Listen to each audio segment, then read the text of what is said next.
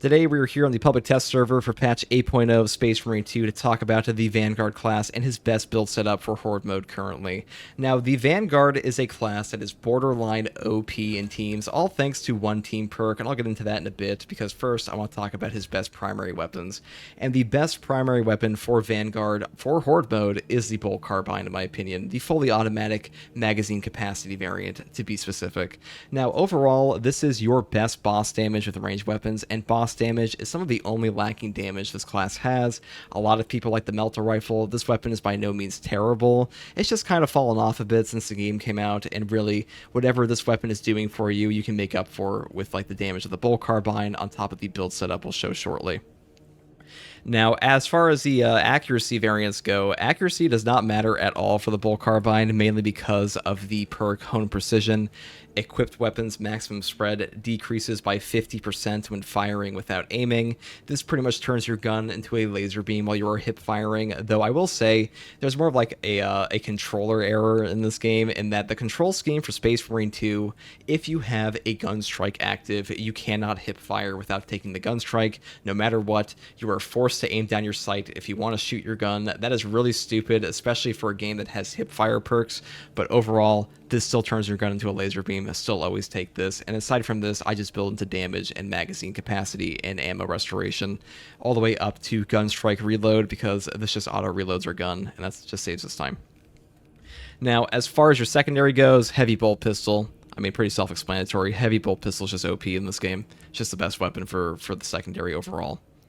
And as far as our melee weapon goes, we take the block chainsword here because the block chainsword is just the best chainsword on Vanguard.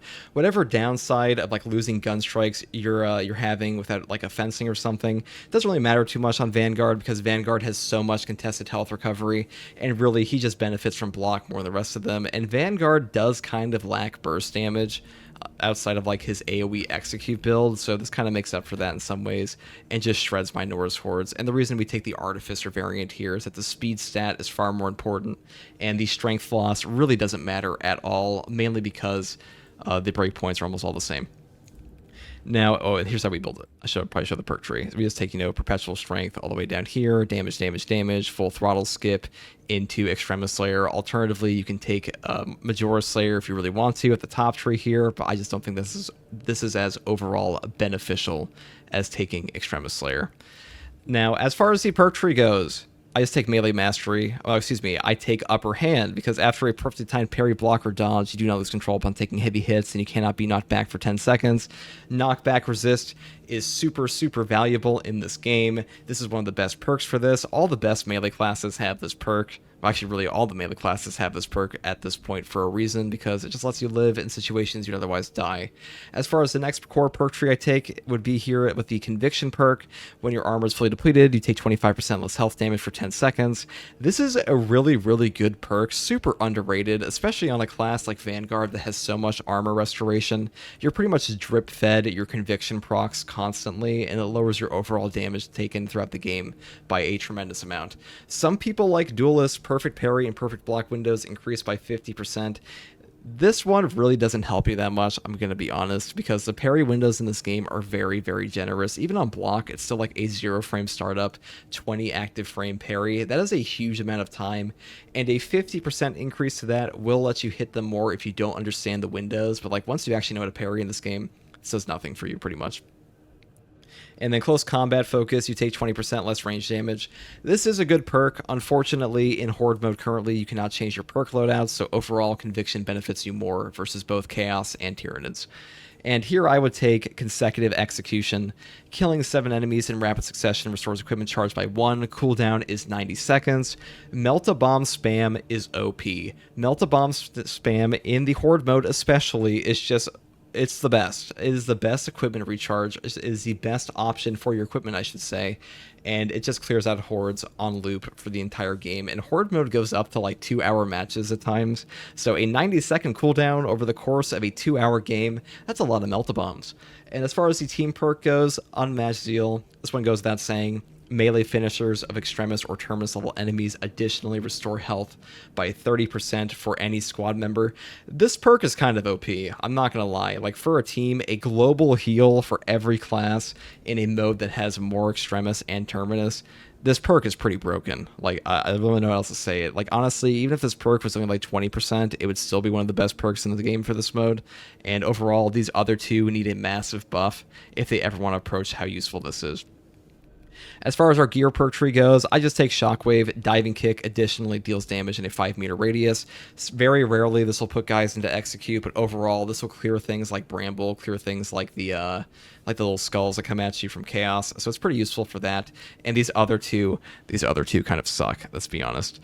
Except for Restless Fortitude, this one's actually kind of useful at times. 40% less range damage can be useful. The only reason we don't take this here is because it does not proc with the Execute Grapnel build, which is what we'll be using. Now, Zone of Impact, performing a finisher with the Grapnel Launcher deals damage to nearby enemies. This perk does a tremendous amount of damage. This is actually your best boss damage overall if you get a proper loop going.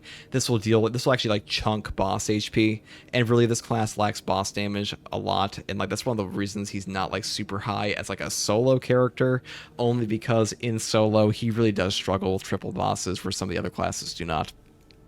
But Zone of Impact, if you get a proper loop on this, it will clear out whole hordes for you. Same thing with Thrill of the Fight. After a perfectly timed parry, block, or dodge, you take 20% less health damage for 5 seconds.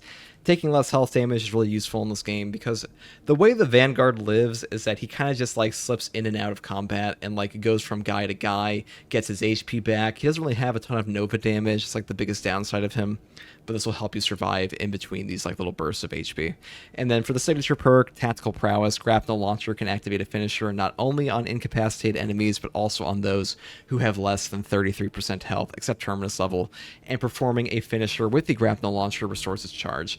I think this is just his best signature at the moment because Adrenaline Rush has kind of fallen off. Not only did it get nerfed, it is also just totally outclassed by this perk now, and really the healing from Unmatched Zeal is just so OP that Adrenaline Rush just like hardly even matters anymore. And then as far as Emperor's Blessing, taking lethal damage restores all armor instead of incapacitating you. Cooldown is 120 seconds. This perk is just pretty buns. Doesn't really do a whole lot for you. And like if you're dying, just getting all your armor back is pretty ass, and a 2-minute cooldown is a long time.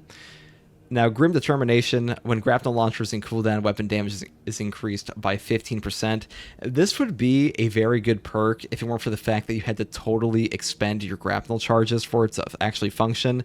It doesn't matter if you use like one, it has to be in like full cooldown. That's the only reason we don't take this. Same thing with combat readiness. Grapnel Launcher recharges 20% faster. You can take this if you really want to, but with this perk combo, we're going to be getting our grapnel back pretty regularly. As far as our prestige perks go, Battlefield Awareness, more damage for our Bolt Carbine, even if your Melta Gun. It goes without saying, one of the best perks for this class. And then Fortitude, health increases by 15%. Again, really, really good perk in this game. Health is super valuable because if you are unaware, in Space Marine 2, the lower your HP gets, the more damage reduction you get fundamentally. So like your damage reduction will go up and up and up the lower your HP goes. Like 30% HP for one class is like, you know, your effective HP goes up beyond like 70% HP that you normally have. And if you have like a total higher amount for your HP, your effective HP goes up that much more. Sorry, that's kind of word salad. I kind of lost myself there, but hopefully you understand what I'm saying. Now, Launch Restoration, using the Grapnel Launcher restores one armor segment. Armor restoration in this game is quite hard to come by, and this is some of the best, and you're going to be using your Grapnel Launcher all the time. This will proc off your signature perk, and if you like do an execute, a grapnel execute, you'll actually get 2 armor back. That's really, really good, and this will also help us proc our conviction perk more often.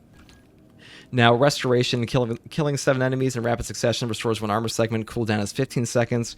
This is also a good perk, slightly worse than Launch Restoration for us, but this is just more drip feeding our conviction. And also, when you have armor in this game, any melee hit will do 0 damage to you, no matter how much armor you have remaining. This also includes bosses. Ranged attacks will still go through, but armor is really valuable for that option. Now, Indomitable Spirit, you can swap out one of these perks if you want to.